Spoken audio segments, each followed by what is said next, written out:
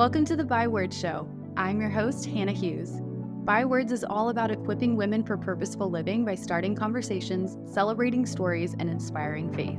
In a world that applauds the hustle, I'm here to help you break free from the lies and come back to what really matters. It's time to get real, get rooted in truth, and come alive in relationship with Jesus so you can show up to each day with intention and confidence no matter where you're at in your story. Here we believe that embracing our stories brings hope, healing, and purpose to the process, and sharing our stories helps others do the same. Whether you're looking for a midweek faith refresh, practical tools for pursuing your dreams, or just need some good old-fashioned girl talk, you're in the right place.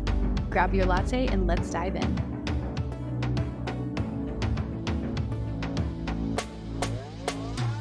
Hello, everybody. Welcome back to another episode of the Bywords Show. Today is the day. I'm so glad you're here. You guys, today I'm so excited to introduce you to Nellie Harden, who is here with us to talk about raising daughters. And I just have to say, I'm really excited for this conversation because I have an 18-month-old daughter. And so she is just starting to get really independent, like her personality's coming out. We're gearing up for toddlerhood. So Nellie, I'm ready to take notes. But before we get into the conversation, I have to ask you our little icebreaker question that I ask all our guests just as a little warm up, get to know you. And that is, what's filling your cup lately, literally, and then also figuratively? Oh, well, literally, it's water. I'm a huge water drinker, water and unsweet tea. And it's funny, I live down in the Oh, South. But I'm from the North. But I mean, I never drank tea up there, but coming down here, I have to be sure to order unsweet tea because everything is sweet tea down here. But when I go back north to see my family, I have to, I can just order tea because you have to specify if it's sweet tea up there. So kind of funny, but yeah, so unsweet tea and water for me, for sure. And then figuratively, what's filling my cup is just working even through the hard stuff with so many students and families today. And it's just a hard time for a lot of people. There's a lot of overwhelm and just helping them sort through some of these things. Just this morning, a couple of hours ago, I was talking with a family and the mom reached out to me afterwards. She's like, "Oh, thank you so much." She goes, "I say these type of things too, but not as eloquently or whatever as you put them." And I was like, sometimes they just need to hear it from a third party. It has to be not mom or dad yep. that say and enforce and just encourage these things. And it's so true. So just that's definitely where I'm filling up. Oh, I love that. Well, I have to say, first of all, I'm from Texas. My family just moved here to Colorado, the Denver area last year, like 7 months ago. And so coming from Texas, everyone has their gallon of sweet tea everywhere they go. So it's so funny hearing you talk about that in the South. I'm like, yeah, that is really not as much of a thing up here, but Yeah. I love that. And I also love that the work you do is so much equipping parents. And I'm just excited to get in this conversation. And so to kick us off, do you want to just start off by sharing a little bit of your own story and journey, Yeah. and then what got you passionate initially about helping other moms and parents? Yeah, absolutely. Like looking back and especially now, I see how it's all led to, where I am now. And it's been a beautiful, difficult, chaotic road to get here. But real quick, growing up, my dad passed away when I was super young. I was just one and a half when he Mm, passed away. So it was my mom and I. She got remarried. My brother and sister came along, but they're significantly younger than I am because of the gap in years there. And so I left home at 17 to move 7 hours away. And I wow. didn't know it at all then, but I really was not equipped to go out into the world. I had no sense of self worth. I had no faith base whatsoever. So I was holding on to nothing but myself, and myself was flailing all over the place. Mm, And no, belief or confidence or anything. And so that led me, especially freshman year of college, just chasing my worth anywhere and everywhere I could find it, which led down some opportunistic paths that were good, but many that were not, and led me down some difficult, dark pathways that then have taken decades to heal from. mm, And I mean, several decades. And so I came into my young adulthood as a very broken person, and anyone that's listening, that's been through some trauma in their life, it's not a linear path at all. It's this cyclical tornado of I'm fine, I'm fine. I am definitely not fine, but I don't even understand why I'm not fine. Mm, But maybe it could be this thing, and it's definitely, it was just chaotic. And so I had to, in my own adult life, and my background is in biology and psychology. So not only am I going through these things, I'm also studying in depth, the mechanics and the perceiving of these things as well. And so I'm going into my young adulthood as a broken, chaotic person that I'm trying to figure it all out. And then after about 16 years, I finally was able to really put on the table, if you will, what the drama and traumas were, and put mm, some form to them, so I could say that's what it is, and I just wasn't living in the cloud anymore of grief and shame and guilt and everything. And so once I did that and I was able to remove myself from it a little bit and see it take shape, I was able to give it away to Christ. mm, And so that was such a turning point in my life. And all, lo and behold, in the midst of that, I am, gifted with four blessings of daughters, four daughters in 4 years. Not only was I turning myself around and getting these tools and frameworks in place that this is how you do it. Because I always heard people say, and maybe you've heard this too, like, oh yeah, your self-worth, or, oh, self-esteem. They talk about this, but I'm like, well, what actually is it? And how do I get that? Like, I don't know logistically, tangibly, how to build that in myself. Y'all are just telling me that I should have it. I don't know what that yeah. means. And so that is what I was putting together. And then I was able to turn that around. And I've been just building that in my own daughters, who are now between 15 and 19 years old. I was building it in them as they're growing, as their brains are developing. So it's more ingrained in who they are, which is different than I was, which I added it onto who I was. And when you try to do it as an adult, it's not impossible. I've done it. I know plenty of courageous, amazing women that have done it. Also, it's not impossible, but it is so much easier in order if you have that ingrained in you as you're growing up, as your brain is developing. So Yeah. that is a little synopsis of how I got to where I am today, working with women and families raising women, leaders raising women today, in order to build this foundation of worth, esteem, and confidence. Wow. Well, there's so much in there that I'm I know. excited to unpack. I'm like, where do we even begin? This is so good. And I know like it's such a long journey. Like Yeah. being a mom myself, and I've heard people say, when you become a mom and as you are parenting, it's almost like you're healing yourself through the process of like nurturing your own children and guiding them along the path. Cause you just so many things happen when you become a mom and you just realize so many things that maybe you didn't get right or that you're still figuring out. And so it's so interesting hearing you talk about how your journey was very much, doing the work and going through this process while you were studying. Yeah. And then you have these four daughters that you're now like, okay, well, how do I pass this on to them? Because especially now, like for me, having little kids in this world that's so media driven, social media, and like all of these voices and pressures that are coming to women saying you need to look like this, you need to sound like this, act like this to be happy, healthy, successful. Even that idea of self-worth can sometimes be distorted into this like be your best self. And so it's like, Right. well, how do we do this in a healthy way that honors the Lord? Like how do we Yeah. get to the core of what really matters and let it not be something that becomes overwhelming? Because I mean, this conversation isn't about like how do you become the perfect mom of daughters, but it's Definitely like not. how do we get God's heart for women and then pass that on to our little ones? Kind of funny you mentioned that first in that healing process you go through as you're raising daughters. Just recently even, and I've said some things in the past that are related to it, but my oldest is 19, she's just about to be 20. And just recently I reached out to her, and we talk on a regular basis, but this was a separate conversation, and just said, you know what, I'm really sorry that I didn't protect you in the way that I wish I could have, if if I was raising you today, you know? Mm, And there was so much that I was going through and blinded by. I couldn't have that open, communication and gateway to Christ because there were so many obstructions in the way. mm, And I know that affected my motherhood. And so just know that I love you. Know that I know that, I messed up in different areas and different places here. And I hope you can forgive me, which of course she was like, of course, mom, that it's fine. But I was like, but I just needed to say that. I needed her to know that I mm, recognized that she's the first, so she walked through things that some of her small, younger sisters did not with me.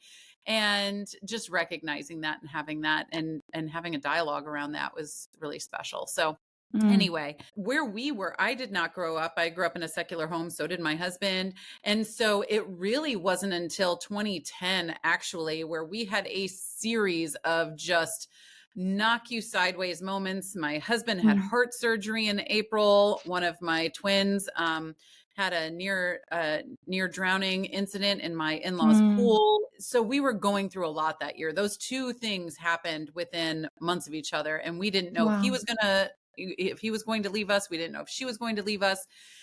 And a friend invited us to church that Mm. Christmas. And so it was a really beginning of 2011, I guess. And so, but as soon as we went, all six of us just found home immediately. We found home Wow. immediately. But then there was all the hard, okay, we feel like this is home. We feel like this is great, but we're still carrying around all of our baggage that we can Mm, leave at the foot of Christ, right? So that was really the turn of everything for us, of finding out, who am I through God? Because I've lived 30 something years without this and just relying on my own self or relying on the world to tell me who I am. But then at the same time, turning right around, because they were right there at my feet, mm, literally, my kiddos, and saying, well, who are you through Christ? And who can I help, reflect? How can I help reflect that to you? And so it really was a whirlwind. And we've dove in, all six of us together, which, do I wish I would have grown up with, knowledge and understanding of Christ? Absolutely. But has it been such a gift and beautiful endeavor to go into this, all six of us together? Absolutely. So whenever and however, there's always blessings in it. And we've really faced, coming and understanding God and understanding who we are through God as a team together. And so for us, that's our story, and really getting into it and asking, how does this pertain to me? Who am I through him? Because any I am statement needs to be gone through the filter of Christ, not through the filter of the world. And so that's been mm. a really outstanding conversation that we've had, especially throughout these teen years. Oh my gosh, I can't even imagine. That's amazing though, and really beautiful how you're talking about how they got to kind of come alongside you in Yeah. that journey, learn along with you. And I love that. And like I grew up in the Bible Belt. So I grew up in a Christian home, and even in that, I learned things along the way that were different. Like to me, it was very normal, but it took me a long time to make my faith my own Hmm. because I came from the side where it was like, oh, I just do that because my parents said so. Like, this is what we believe because we just always go to church. That's just what we do. And it was more of a habit. It took me a while to start to really understand those things. And for me, in my experience, just to share a different perspective, was when I got into like junior high, high school years, early teen years, is when I really started to struggle with things like body image, Hmm. mental health, and stuff like that. And I'm so thankful for the way my mom stepped into that with me because for a long time, my mom, I feel like my parents have always been believers as long as I've been alive, but I saw my mom kind of come into her own faith through that season as well. And it was really cool. I saw her fighting with me in prayer and reading scripture over me. And we kind of got to do that together. And I look back, and that was one of the best seasons where I just really saw how strong my mom was.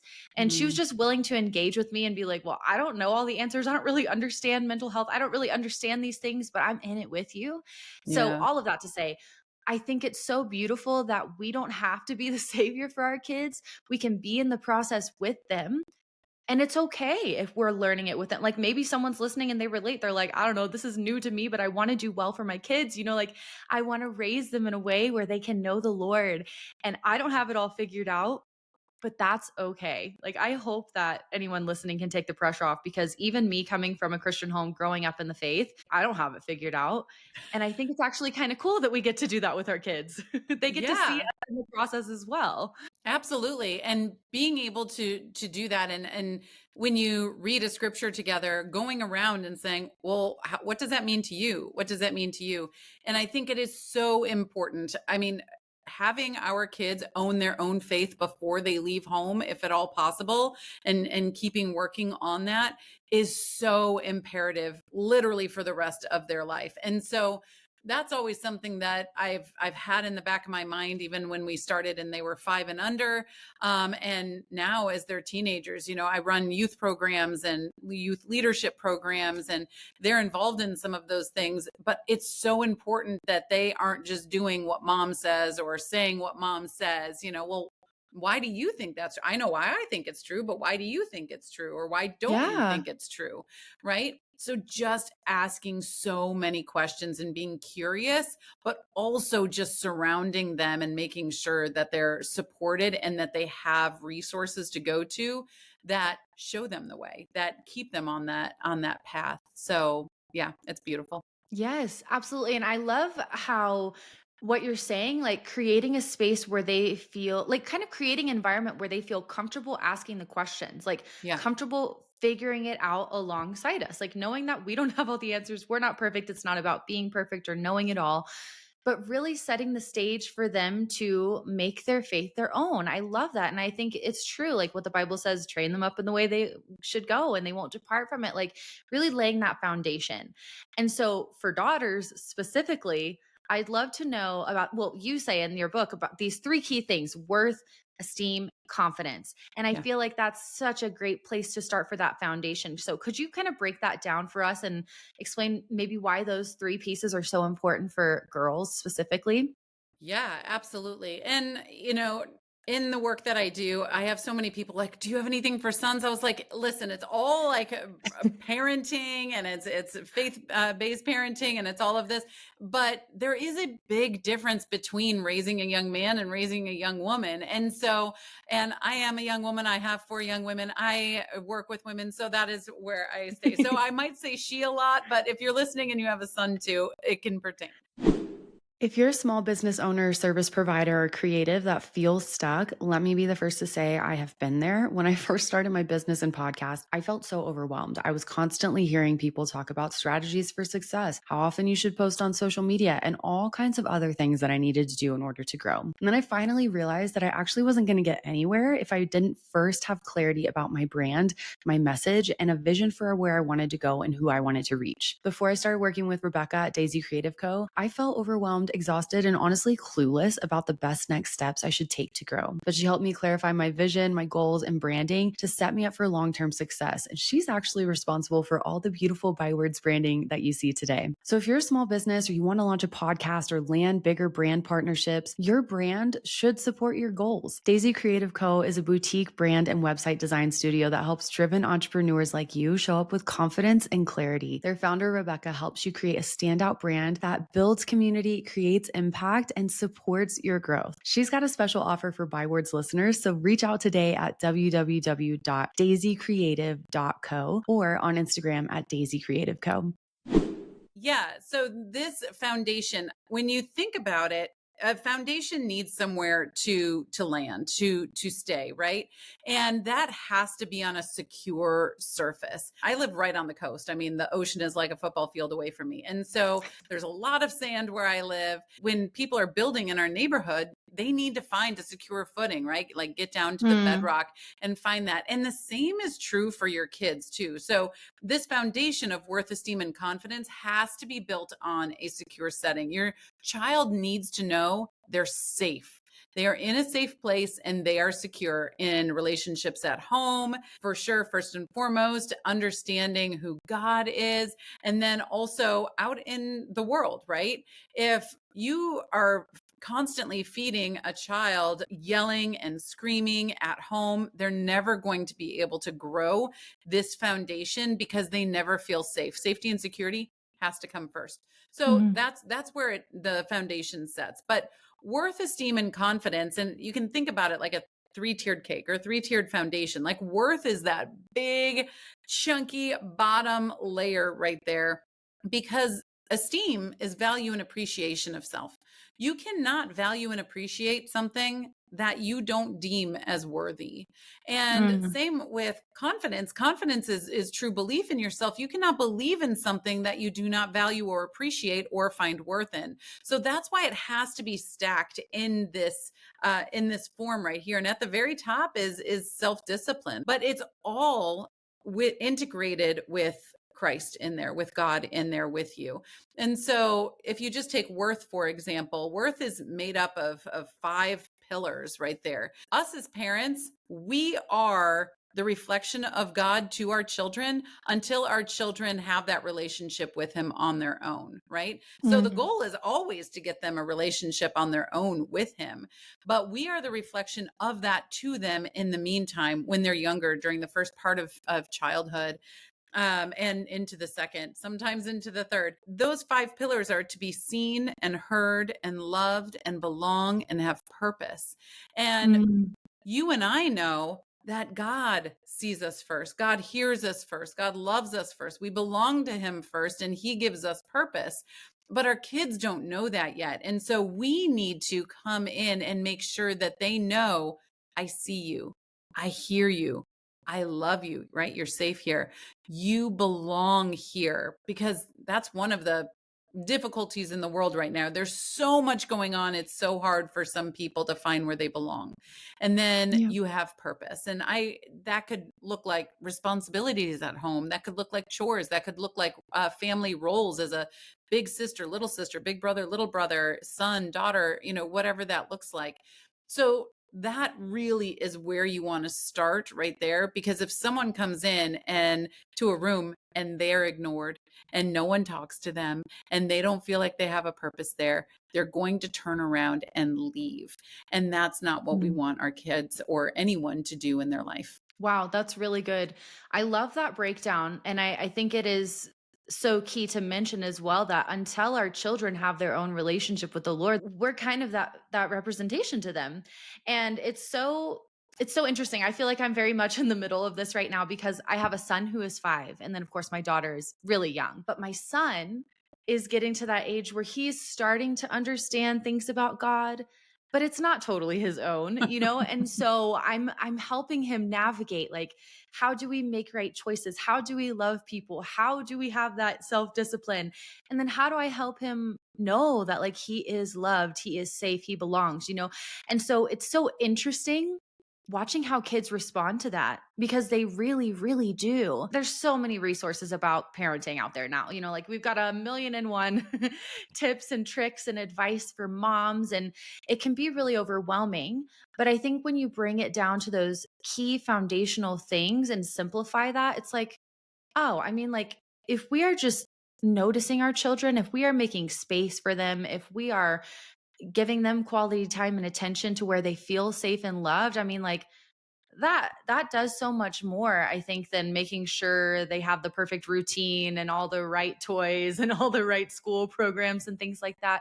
And it kind of like helps us focus on like how we can grow. And I love how you also did the illustration where it kind of builds on each other. Like, if we don't Yeah. feel safe, these other things can't be added. I'd love to know for you, like, are there things that you have seen or talked to other moms about, I guess, like the biggest struggles our daughters may face, like things that we need to protect or safeguard against, or just be aware of that may come up in this process, combating building that self-worth and confidence? Definitely. Definitely. And before I touch on that, though, I want to go back, because you have two kids, right? They're very different, young people, and I have 4 daughters. They're 4 corners of a square. They're very different. And that's where there is so many parenting resources out there. And this is one of the reasons I started doing what I do, because I would go and I would listen to one person and they would say, you need to do it this way. They would should, right? They would should, Yeah. and you should do this. And I was like, okay, well, that might work for that one, not very much for that one. And then the next week I would go and it would be completely different. And you should do this. And I was like, maddening. And so you need to do what your child needs you to do. And so even with those pillars that I mentioned, how your son is seen is going to be different than how your daughter, I know she's super young right now, but as she grows is how going to be different than how she feels seen, So Yeah. for my daughters, just an example, one of them loves to sit down and we watch videos together, and she gets to scroll through, and then we can communicate, through those. Oh, wasn't that funny? That was it. She loves to watch just silly videos together. And that's like her downtime that she gets to have. But another one of my daughters just loves to, we can sit and we can color, we could do some sort of crafting or something like that. And so how they feel seen is unique to them, how they feel heard, how they feel loved, where they belong, and how they feel that belonging and the purpose that they have is different. So even at that bottom rung of this foundation, that bottom tier, it is individuated. It is unique Mm. specifically to them. And that's why it's so important for parents to know their kid, right? There's no blanket technique that you can give. We have a list of F words that are not allowed in our house, and fair is one of them. And, because, one sister will say, well, that's not fair. So-and-so got this or did this. I said, well, I talk to them about what they need, and I talk to you about what you need, and it's going to be different. And so it's not going to be quote unquote fair, right? And so just understanding the individuality of each of your kids and getting to know them and what they need and how you can lead them into being the best version of themselves and who God, is calling them to be. So I just wanted to touch on that. But yes, so there is some overarching challenges that are facing our young people today. And I did this questionnaire that went around the world several times in many different countries and over, I think, 2,000 parents. One of the biggest things was social media. But the Mm. reason why it was social media was because of one of the roadblocks to that worth that we were talking about just a minute ago is comparison. And so that really, social media is social media. It, it used to be magazines, it used to be, newspapers, whatever. It's just a new medium, but it is constant. It is 24/7, and it has ramped up things that we might have felt before to a constant escalated level. We're talking like exponentiated to the power 10 comparison Yep. now. And it's also FOMO. That's what our kids are facing now too. And I was able to go to my kids and say, you know what? Because they need to know that you share in these things that they're going through. It's not this power differential of parents, up here and kids down here. And you don't understand anything I'm going through. Yes, we absolutely do. So make sure that you have those commonalities with the conversations about the commonalities with them. So yeah, comparison and understanding that you're built unique is going to be the antidote to that. And understanding, God created me to do this work. God created them to do this work and you to do this work. And if we all just stay in our own lanes, we're intermingling and having life together, but we're staying in our own purpose lanes and keeping our eye on, who we are called to be, the comparison can fall off to the wayside. So Mm. there's one of the biggest ones right there. And which can come alongside that is overwhelm. And we Yeah. have to teach her, especially today, especially right now. It feels like every news story, everything that people are talking about at the cafeteria table, at school, like everything is heavy and scary and Yeah. overwhelming. And so what I've been practicing in our home and teaching other people to practice too is just really getting, like, break out a piece of paper and get some concentric circles on there, like circles and circles, there's a dot Mm. in the middle. That's God. That is our ultimate focus right there. That is our ultimate relationship right there. Right outside of God, that's our family. That is who we are. That is taking care of our family, our team. Right outside of that, you have extra family, right outside of your home, and really close friends that are like family. And then you start getting further and further out. And so what I teach them, I was like, as long as this is okay, we're okay. right? As long as Mm. this is okay, we're okay. And it doesn't mean we don't step out of this. It doesn't mean that we, don't go help something else and serve and write letters, do whatever we need to do, right? But at the end of the day, as long as this is okay, we're okay. And that has really been helpful as a visual for so many to get out of overwhelm and just focus in and see where we are. And then some other ones that come up often are perfectionism and people pleasing and identity shifting. Those are ones that are constantly coming up today too, but it really all so much feeds into that comparison as well. Absolutely. I can totally see that. And I mean, everyone talks about how girls are experiencing these struggles earlier and earlier now, and Yeah. it's kind of crazy to me because I remember I was in second grade the first time someone made a comment about my body, and Mm. that was when it started my journey of body image issues, insecurity, and fears, and all these things. And so I would love to know from you, what are some ways that you either start these conversations or start laying this foundation practically at different stages? Because I mean, I know you mentioned this is something we can start little. Oh, And yeah. then as obviously we get into the teen years and getting into closer to adulthood, like what does it look like to instill those key things that you mentioned, the worth, esteem, and confidence, Mhm. starting little and then, kind of continuing that nurturing all the way up? Number one, it is never too early to truly communicate with your Mm, child. And so, I mean, when my kids were little, I mentioned my husband had heart surgery in 2010. Well, he first went into ICU with this heart condition in 2008. So mm, our kids were, I mean, my youngest wasn't even born yet. The other ones were 3 and 1 and 1. And we had to have some hard conversations about what was happening. It was hard for sure, but I'm also so grateful for it because it opened our communication and modes of communication so much at such an early age. It wasn't just take the kids away, or can't have a part of this. I mean, we were a family. We lived thousands of miles away from anyone else that we knew. And so we had to go through this together, and having those conversations, of course, age appropriately, but mm, not talking down, not using, baby talk, so to speak, but having a real conversation just filled them with that sense of, oh, she's talking to me, and mm, we're going back and forth here, and asking a lot of questions for their opinions. Because when you ask their opinions, then you're asking them to share something of worth with you, right? mm, Even if it is, hey, we have to go to the hospital tonight for dad and we have to go out to dinner. Do you have a preference? What do you think we should do?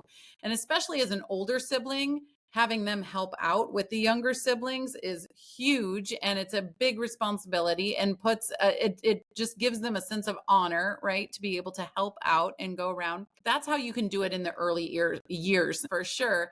Asking their opinion a lot of times. It doesn't mean you always go with it at all. If, oh, I want to go to Chuck E. Cheese at 9 o'clock at night. Oh, well, that's really nice. I think we're going to stop and get something else, but thank you so much for sharing your opinion. Right.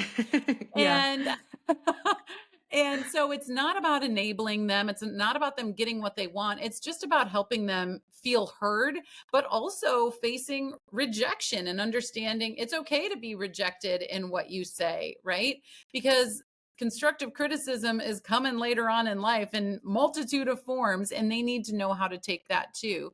And helping them understand that failure is a part of success. It is not the opposite of success.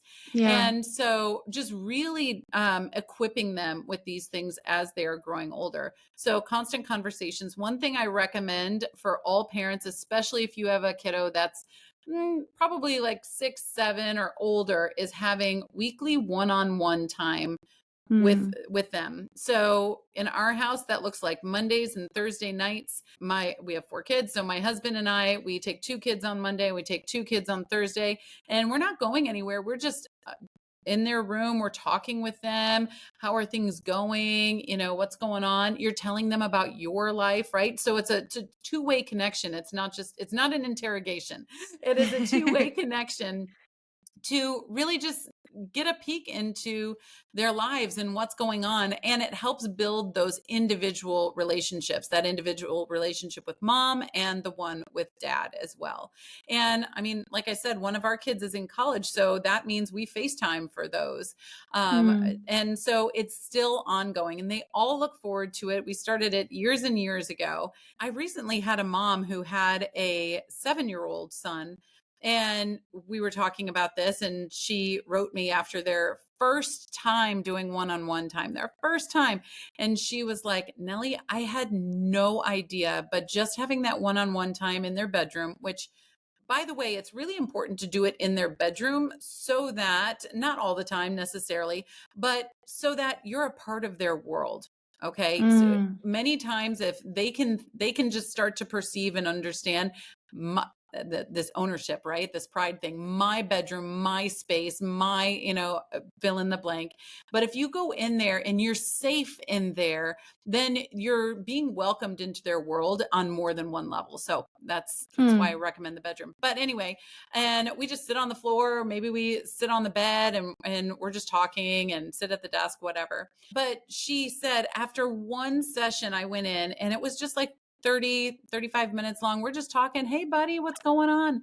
She found out that he had been being bullied for the last 6 months, and she had Mm. no idea. She had no Wow. idea.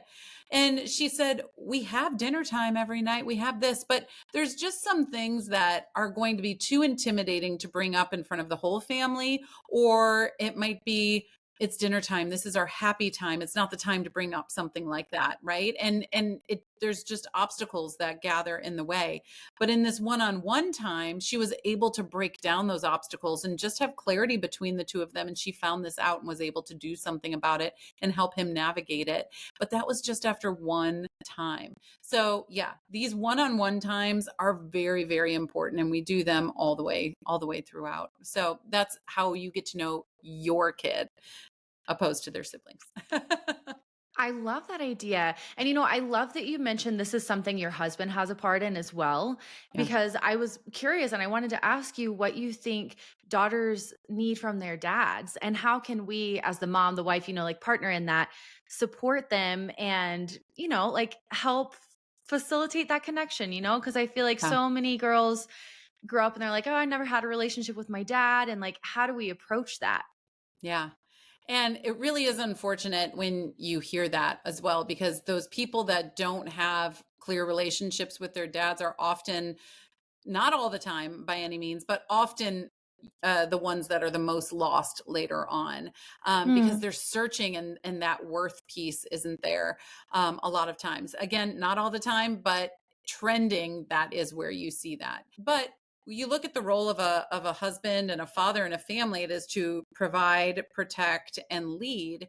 And so helping him do that by giving grace, by supporting him and encouraging his walk with the Lord, right? Encourage a men's group, encourage, what he's doing at church, or encourage what he's doing in the family, is really, really important. But what your daughter sees in their father is many times what they're going to look for in a spouse later on, in a husband later on. And Mm. so you want to, as their father, you want to represent who you want your future son-in-law to be. Not that everyone gets married, that's certainly not the case, but if they do, who that future son-in-law will be, and who is going to be taking care of your daughter down the line. So how do you react when, as a father, how do you react when your daughter's coming up to you sassy or sad or upset or confused, right? And it really comes down to that: provide, protect, and lead. There's this really cute video that's out. You might have seen it, of this father, and it's actually a son, I think, sitting next to him. The son is probably about 18 months old. They're watching a football game, and something happens, and the son is like, yay, and he looks over at his dad and he's like, oh no, and he's like, oh no, and he changes his reaction to like this, oh, I'm so excited something happened, to, oh no, dad's upset, so I'm going to say oh no. And I think it's just such a great, simple, cute, rendition and representation of the leadership that comes especially with fathers, right? the father is the leader and we follow the lead of them. Whenever my family goes on bike rides, we live in the coast, we go on bike rides a lot. It's always my husband up front. It's always the kids in the middle. And it's always me as the caboose in the back, making sure all the ducks stay in a row. Right. And we did that for so many years. And then I was doing this deep dive into family roles and study a couple of years ago. I was like, oh my goodness, it's how we bike ride. That's so crazy. I love But it. yeah.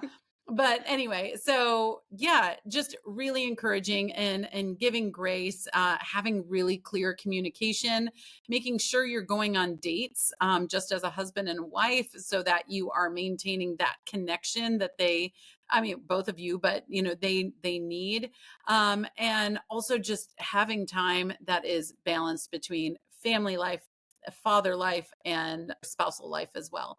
So yeah, just some ways off the top of my head.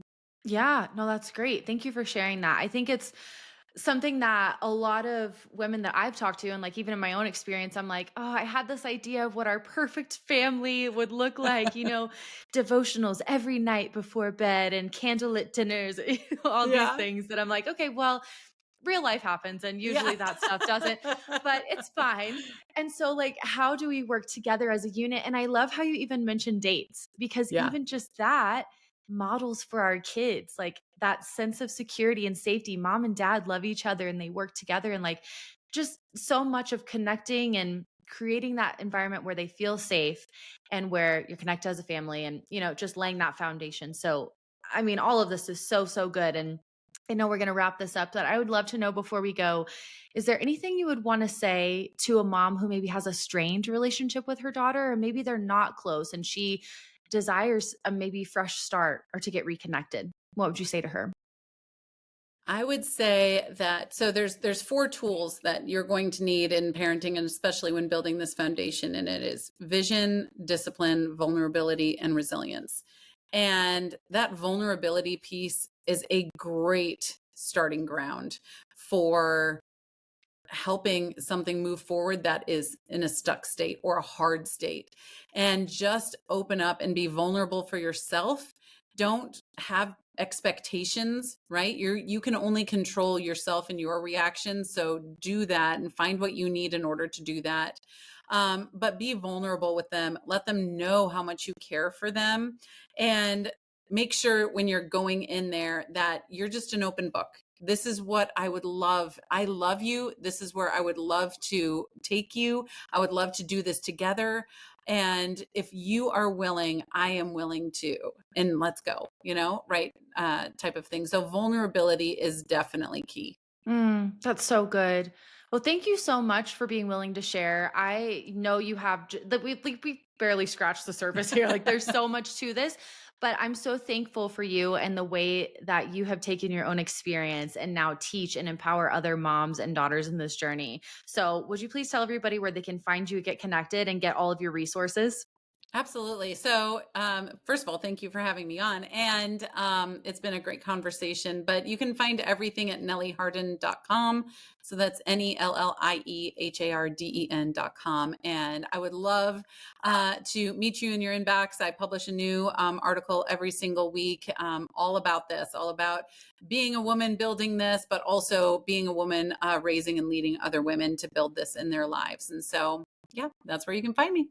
All right, perfect. Well, you guys know I will link all of that for you. But thank you again, Nellie. I'm so grateful for you. Thank you for having this conversation and just sharing your time with us today. Thank you so much for taking time out of your day to tune in to another episode of the Byword Show. I love having you here, and your support truly means the world to me. If you enjoyed this episode, would you leave a quick review? It really helps our community grow and reach more women. If you want more, you can shop my books, Waking Up, Living Open, and Love Is on Amazon, and be sure to sign up for my email list so you always get the latest news. I can't wait to chat again soon, but in the meantime, be sure to come hang out with me on social media, and remember, I'm cheering you on.